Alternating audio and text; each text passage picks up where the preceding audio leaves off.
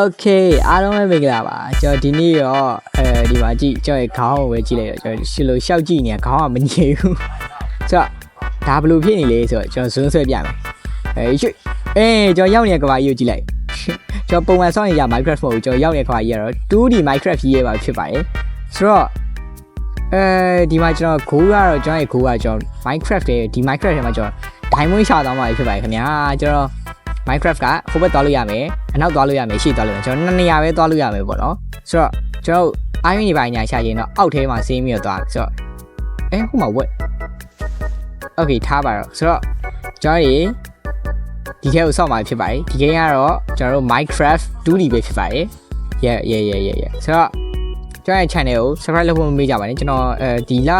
ကျောင်းကဖွင့်တော့မှာဆိုတော့မသိဘူးကျွန်တော်ကျောင်းဖွင့်ခင်ဗီဒီယိုတွေအများကြီးလုပ်ဖို့စဉ်းစားထားရပါတော့ဒီဗီဒီယိုပြီးရင်တော့ကျွန်တော်ဘာလုပ်ရမလဲ idea တော့မရသေးဘူးဒါပေမဲ့စဉ်းစားပါပါဆိုတော့ဒီအောက်ကိုကျွန်တော်တို့လမ်းပြီးဖြိုလေးကြည့်လိုက်ဒီအတုံးတွေကိုချော်ပြီးတော့ဆက်ထားပါတော့ကျွန်တော်တို့ဘယ် wall ရောက်အဓိကကတော့ Minecraft ကတစ်ခုတ်ရမှာပဲဆိုတော့ကျွန်တော်တစ်ခုတ်ရအောင်ကြည့်ကျွန်တော် block over တော့စခုတ်လို့ရတယ်တဲ့လားချထားပါတော့အောက်ကနေရင်ခုတ်လိုက်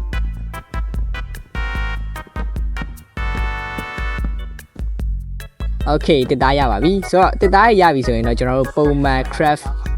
နေရပါတော့ craft တွေပဲနဲ့တုပ်လေး craft ကမယ်ချွေဒီနှစ်ခု Okay ရပြီ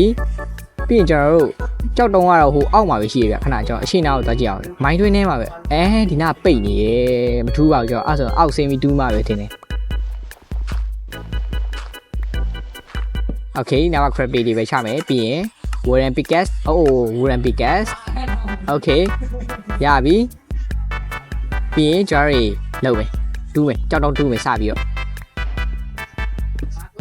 ကဲဒီတစ်လုံးလောက်ဆိုလုံလောက်ပြီဆိုတော့ကျွန်တော်ကြောက်တုံးကအခိုင်16တုံးတူးရအခု18တုံးတူးလိုက်ပို့ပြီးတော့တူးပြီးသွားကျွန်တော်ဘာလို့အဲ့လိုမျိုး16တုံးတူးလဲဆိုတော့ကျွန်တော်ပြောပြမယ်ဒီမှာ furnace လုပ်လိုက်မယ်ပြီးရင် axe လုပ်လိုက်မယ်ပြီးရင်ကျွန်တော် pickaxe လုပ်လိုက်မယ်ဆိုရင်တကယ်ဆိုကျွန်တော်16တုံးတို့2-3ကြံပါပေါ့နော်အဲ့ဆိုကျွန်တော်ဓာတ်တို့လည်းလောက်တယ်ပေါ့နော်ဆိုတော့တခါရဲ tools 3ခုလုံးလုပ်လို့ရပါပေါ့ဆိုတော့အပေါ်ပြန်တက်မယ်ခင်ဗျာ Diamond ရှာဖို့ဆိုတော့နည်းနည်းတော့ဒီမှာခက်မယ်ထင်တယ်ဘာလို့လဲဆိုတော့ဘေးနာဟိုဘက်တွေဗျာဘေးနာတွေကတွားလို့မရအောင်အဲ့လိုမျိုး Okay ယုတ်မရှိရဝက်ယောပစံရတကယ်တော့ဒီလိုမဟုတ်ပါဘူးအဲ့အကုန်လုံးတက်ပြင်မယ်ယောတေးလေးခမယောကုန်ပြုတ်သွားကျွန်တော်တကယ် monster မကောင်းဆိုးဝါးကြီးလို့ပြောတာပါဟိုမှာလာပါရင်နော်ဟာကျွန်တော်သွားလို့မရဘူးလာပါပါညာလို့ကျွန်တော်တို့ဘယ်လိုခတ်တယ်မသိဘူးဒီမှာပိတ်နေပြန်ပြီဘူးပါဘူး Okay ကျွန်တော်တို့ဒီအောက်ကကျွန်တော်နည်းချဲ့ကြည့်လိုက်အော်မကြီးအောက်ထိမြင်ရတယ်အောက်မှာဟိုမှာခိုးရင်နော်ကျွန်တော်လောလောဆယ်ရောအာယွန်းရင်ရှာမယ်ဗျအာယွန်းဘာညာရှာမယ်ဒါပေမဲ့ကျွန်တော်ဒီလိုမျိုးအောက်ကြီးကိုတဲ့မတူသွားချင်ဘူးဗျာကျွန်တော်ဘယ်လိုလဲမိုင်းတွင်းလေးပါလေးညာလေးနဲ့သွားရင်တာအောက်ကိုဒီလိုမျိုးလောလောဆယ်ရောအဲ့တော့ကျွန်တော်ခီးဆက်လိုက်ဝင်ဒီရှိတက်ပဲသွားကြရရှိရဆိုတော့ဒီရှိတက်ပဲသွားရမှာပေါ့နော်ပြီးတော့ညမြောက်ကြီးကျွန်တော်အိတ်ရလေးရှာမှာဖြစ်မယ်အဲ့ဒါမှအိတ်လို့ရမှာမဟုတ်ရင်ဒီမှာချရဲကောင်တွေကလွယ်မှာမဟုတ်ဘူးအရှိမတိုးသွေးပြီ let's go ဟိုက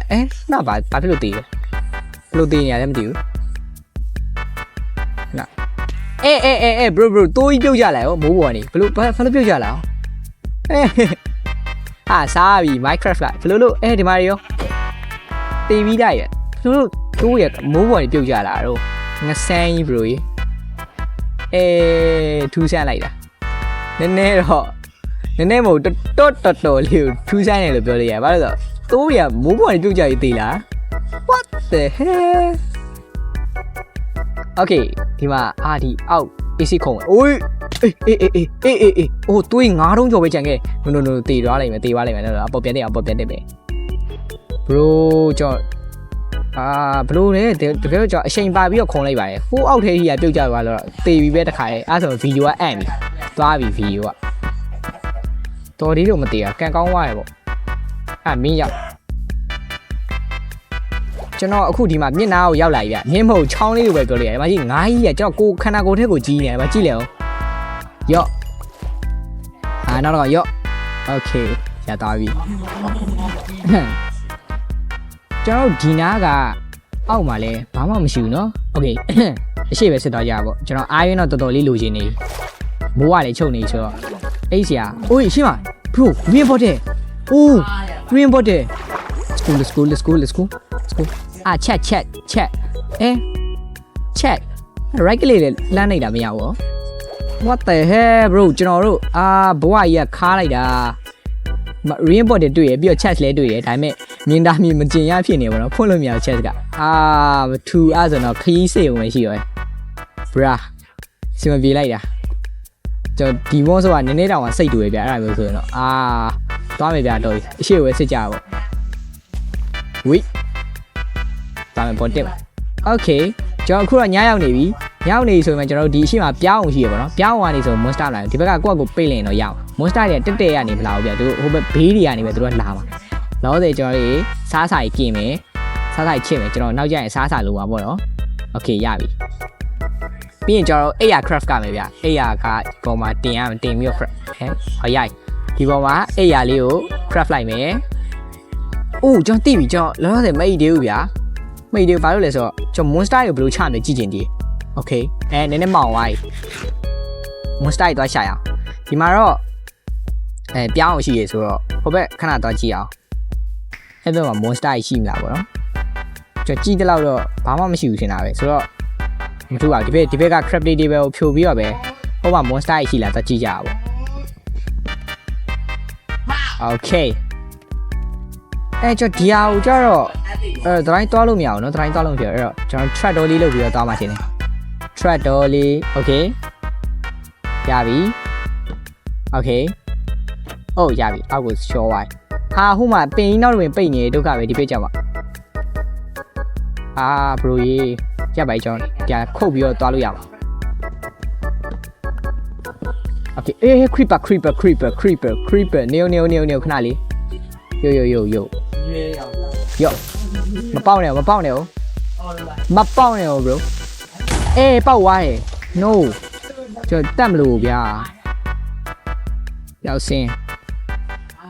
ဒီနာမှာထား okay လူက zombie ကလေးဒီကောင်လေးရဲ့အန်တယ်များကြီးကျွန်တော်ပုံမှန်ဝေါ်မှာတော့အလောချနေရဒီနာဆိုရင်တော့ဒီမှာဆိုရင်ကျွန်တော်မလွယ်တော့ဘူးဒီဘောကနေပဲလန့်ခုတ်လိုက်တော့တေးပါလာဟိုဘက်ကတိုးတွေပဲခါရဲရှစ်ဒီမှာတခုမိုက်တာအဲ့ X ကဗျာဓာတ်လိုမျိုး damage ရှိရမမီဘူးဒါကလည်းဟိုဘက်ပြေးသွားတယ်လို့ okay ကျွန်တော်တော်ပါပြီ monster တွေမချတော့ပါဘူးကျွန်တော်ခစ်လို့ပေါ့နော်ဆိုတော့ချပြီးတော့ပဲအိတ်တာပဲကောင်းတယ်ကျွန်တော်တို့ day 2ပေါ့ day 2မဟုတ်ပါဒါတိုင်းပဲအိတ်တော့မိုးလင်းသွားအောင်လို့ okay အိတ်မယ် good night ပါဝိတ်လူကြီးပြောင်းနေရောကျွန်တော်အိတ်အောင်ကြည့်လိုက်အောင် what the hell လူမပါပဲအိတ်တာ okay good morning everybody ဟိုမှာပြားလေးတွေရောက်နေဆိုတော့ကျွန်တော်နေရာရွှေ့မယ်အိုင်းသွားရှာမယ်အိုင်းရှာပြီးတော့ diamond ရှာပြီးတော့ video မြင်အပ်မယ် okay let's go မှာ creeper နေမပေါက်နေဘာလို့မရမဖြစ်တော့ရဒါလည်းမင်းလာပေါက်သွားတယ်ဟိုမှာပြားလေးတေသွားပြီသူ့ကောင်မလေးလားမသိဘူးစိတ်မကောင်းပါဘူးတေသွားတယ် no way creeper နှစ်ကောင်ကြီးမင်းတို့ကဒီလိုပိတ်ထားနေသူတို့ဘာမှလုပ်လို့မရလမ်းခုတ်လို့တော့မရဗျမင်းပေါက်ဝိုင်း no creeper ဒီကောင်ကြောက်မမြင်ဘူးထင်တယ်ဟေးဖင်လုပ်ပြ come on လာခဲ့ဒီနောက်လာခဲ့မင်းကိုလမ်းပေးမယ် okay ကြတေးသွားပြီဒါပဲ let's go ကျွန်တော် creeper တကောင်တတ်နိုင်သွားပြီဟိုဒီမှာ zombie တကောင်ရှိသေးရဲ့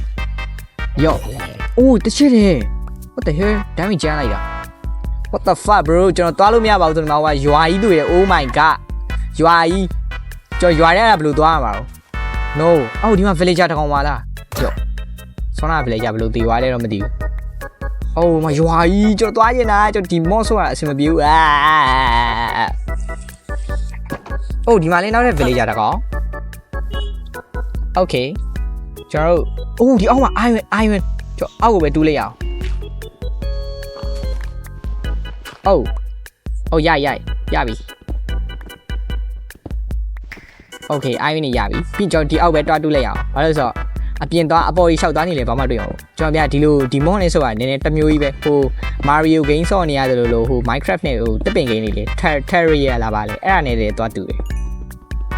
Okay မှောင်မဲတလဲနေပြီကျွန်တော်အောက်ရောက်လာတော့ခဏကျွန်တော် mod လေးတစ်ခုသွားထည့်လိုက်အောင် Okay ရပြီလင်းထိန်သွားပြီဟေးဆိုတော့မီတို့ဖြုတ်ပြီးတော့ကျွန်တော်စစ်ပြီးတော့တူးလို့ရပြီပေါ့နော်Geo နှိပ်လိုက်မီးရပြန်လင်းလိုက်fail light bro fail light ခေါ်ရတာမသိဘူး Yeah Okay ကျွန်တော်ရောက်နေရတော့ဘယ်နေရာမှမသိတော့ဘူးနော်ဆိုတော့ကျွန်တော်စစ်တူးဖို့ပဲစဉ်းစားထားတယ် Diamond ကတော့တလုံးတလီကိုမတွေ့ Diamond မပြောနဲ့အရေးရအောင်ကိုမတွေ့သေးတာဒုက္ခပဲကုန်သွားပြီရတယ် Iron Pickaxe လုပ်လိုက်မယ်ပြီးရင်ကျွန်တော်တို့ခီးစစ်မယ်ဆိုတော့ကျွန်တော်တနေရာကိုပို့ပြီးတော့ဘာညာရှိတဲ့နေရာကိုသွားတူးမယ်အောက်လားဆိုရင်ဟိုမှာအမင်းအောင်ကြောက်တုံးနေနေရပြီဗျ Okay ဒီမှာအမင်းအောင်ကြောက်တုံးနေရောက်ပြီဒီအိုင်နဲ့နီးရင်ကျွန်တော်တို့ဘယ်လိုလဲ Diamond နေနဲ့ပို့ပြီးတော့နီးလိုက်ပြီပေါ့နော်ကျွန်တော်ထင်ပြောပါဟောက်လောက်နေစင်တာပဲ Okay အိုးဟိုမှာ bro Diamond ကြောက်တူးလို့မရဘူးဟာဗီယိုချဲနဲ့အောင်တော့မကိစ္စကွာဟိုမှာ Diamond ကြီးကြောက်တူးလို့မရဘူးဟိုပုံမှာရောကြည့်လိုက်ဟိုမှာကျွန်တော် mouse ထောက်တဲ့နေရာကိုကြည့်လိုက်bro တော်ဆူဆူပဲပြီးတော့ကျွန်တော် slime တိုင်ကြားရနော်အော်ဒီမှာ creeper လာခဲ့အဲ့ကောင် gravel နဲ့ညက်ပြီးတော့တေးခိုင်းမယ်တေးကောင်းသွားပြီမတေးဘူးလားလာပြီးရင်ဒီ slime ကိုကျွန်တော်ချအဲ့ကြောင့် block ချလို့လည်းမရအောင် block ဘာလို့ချလို့မရအောင် slime ရောက်လားဝေးရောအမရဘူး bro ကျွန်တော် click နေနေရနောက်ကပြစ်တယ်ဘေးကောင်တော့ဟာရိုက်တိုင်းကလုံးလိုက်ပြီအဲ့ကောင်ကျုံးမယ်ဒါတဲ့အဲ့ကောင်ဟဲ့မေလာငေါ့ပြမေလာငေါ့ပြတာလွဲအေးတေးဝိုင်းဒီကောင်တေးဝိုင်း no လိုက်မလားဟိုပုံမှာရော Diamond နေ bro တော်ခက်တာပဲကျွန်တော်ဒီဘလော့ဗျာကျွန်တော်ဒီဘလော့အောက်လေးဖြစ်ဒီအတန်းလေးတက်တယ်ဗျာကျွန်တော်သွားတဲ့အတန်းလေးတက်တယ်မှာ Diamond တွေ့မအောင်ဖြစ်မှာ Okay အောက်ဆင်းမယ်ပြစ်ပြန်ပြီလာစမ်းမင်းလာစမ်းမင်းကရှေ့ကောင်လည်းငါရှင်းခဲ့ပြီအိုးဟိုမှာ Diamond လေးဘေးမှာအိုး bro let's go မင်းကတက်မယ်မင်းလာခဏ block အရင်ကားလိုက် no တေးတော့မယ် Okay ဒီမှာအောက်မှာ bro Diamond တွေ့ပြီကျွန်တော် yes ချဲလဲအောက်ပြီခဏဒီကောင်ကျွန်တော်တက်ရအောင်ဒါလည်းမင်းလာမင်းကိုတက်မယ်တော်ငါ့ကိုပြစ်ချင်နေကောင်ငါ့ကိုပြစ်ချင်တာလားပြီးတော့တေးသွားပြီပြီးတော့ဟိုဘက်မှာ creeper နဲ့ spider တွေ့သေးတယ်လာတယ်နောက်တဲ့ skeleton ကြီးလားမဖြစ်ဘူးလေအဲ့ရော့ကာလိုက်တော့မယ် Okay Diamond တွေ့ပါပြီ yeah video end လို့ရပြီကွာဆိုတော့ဒီ Diamond ကိုကျွန်တော်တို့အလေတက်မှာခဏထားလိုက်မယ်ဘေးနားလေးကကြောက်တုံးလေးအရင်ဖြူလိုက်မယ်ရှင်းလင်းမြင်အောင် Okay အပေါ်ကောင်ကျွန်တော်လာချရင်နေရရော့လာလဲမထီဘူးခရော့ဟာမထီသေးဘူးရော့သေးပြီသေသွားပြီကောင်းတယ်ရမ်းကောင်းတယ်ကျွန်တော် item inventory ပြည့်နေတယ်ဒါပေမဲ့တူးလိုက်တော့မယ်နော်ဒီ Diamond လေးကိုရော့ရသွားပြီ bro ဒီမှာကြည့် Diamond လေး let's go ခ